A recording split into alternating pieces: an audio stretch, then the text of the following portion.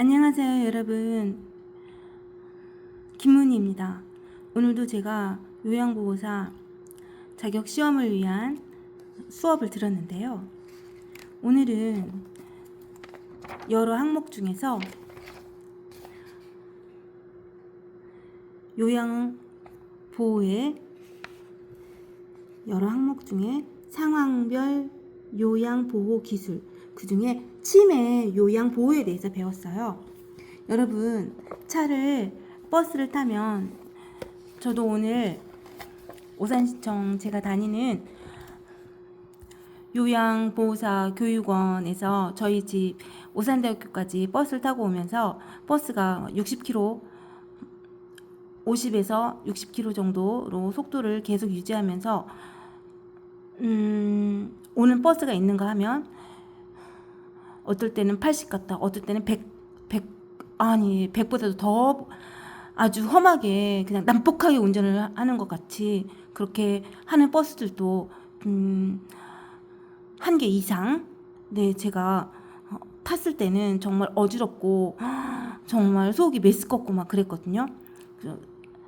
그런 것처럼 어떤 버스는 그렇게 정해진 속도에서 잘 가는 버스가 있고, 또 2층 버스가 있고, 노란 버스가 있고, 파란 버스가 있고, 색깔도 다르고, 또 운전하시는 기사분들에 따라서 그 자동차의 느낌도 다르고요.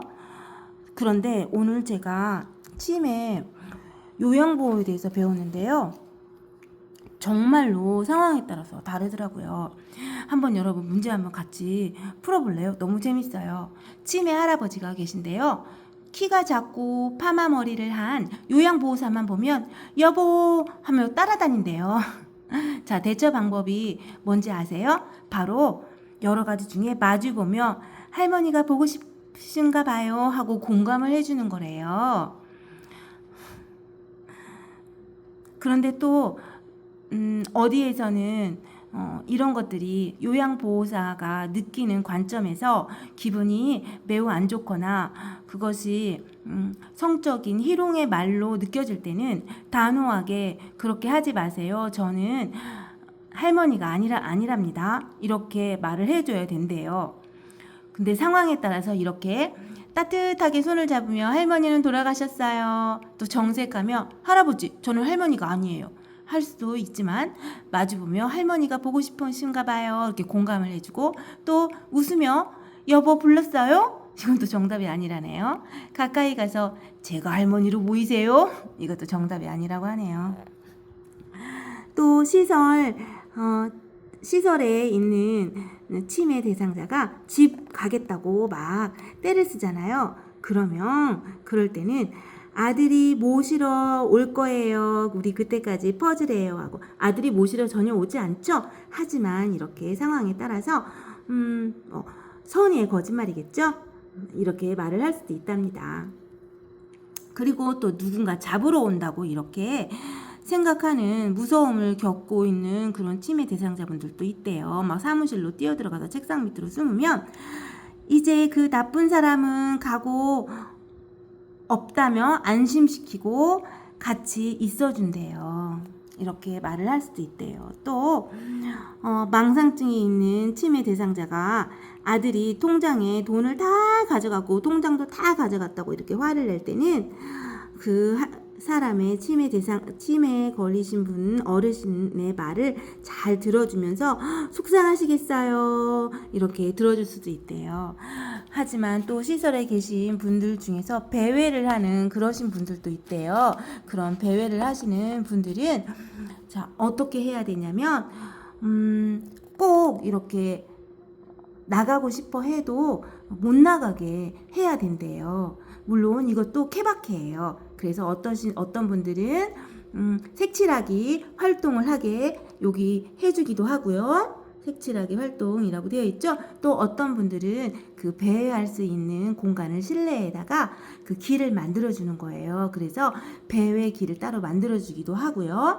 또 어떤 분들은 이렇게 딱 못 나가게, 만약에 길을 잃어버리거나 나가서 그러면 더 큰일이잖아요. 다치거나 사고가 나면 안 되니까요. 이런 식으로 오늘 배웠는데 치매 계신 분들은 얼마나 힘드실까라는 생각이 들었어요. 치매에 걸렸는데 이렇게 상황에 따라 만약에 이렇게 공감을 해주면 좋지만 때로는 그냥 문을 꼭 닫을 수도 있고 때로는 단호하게 우리가 말을 할 수도 있다고 해요. 그런데 상황에 따라 그럴 수밖에 없다고는 하지만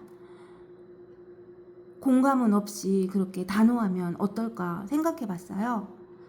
그리고 치매 대상자가 아니라 더라도요, 우리 모두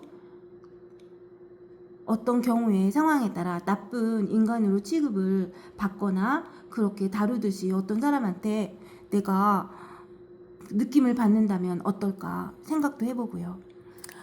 오늘은 요양보호 치매 어르신에 대해서 상황별 케바케, 네, 케이스 바이 케이스를 제가 공부하면서 배우면서 새롭게 많은 것을 생각해보는 그런 계기가 되었습니다. 요양원에 계신 분들이나 시설에 계신 분들이나 아니면 가정에서 제가 서비스를 받으신 분들이나 모두 가족분들까지 힘내시는 오후 되시길 바랄게요. 그리고 저희 같이 공부하는 학원에서도 선생님들 중에 어려움을 겪은 선생님이 계신데 모두 힘내셨으면 좋겠고